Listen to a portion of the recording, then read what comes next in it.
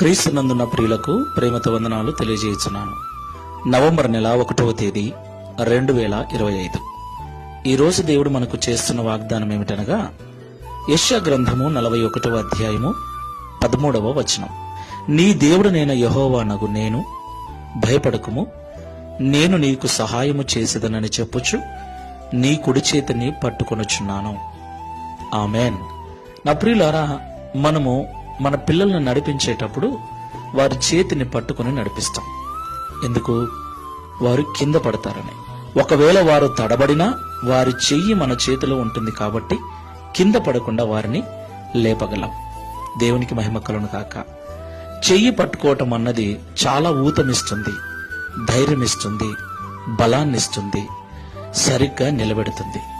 అలాగే దేవుడు మన చెయ్యి పట్టుకుంటే, అవును ప్రియులారా, ఈ లోకంలో ప్రతిరోజు ఎన్నో సవాళ్ళు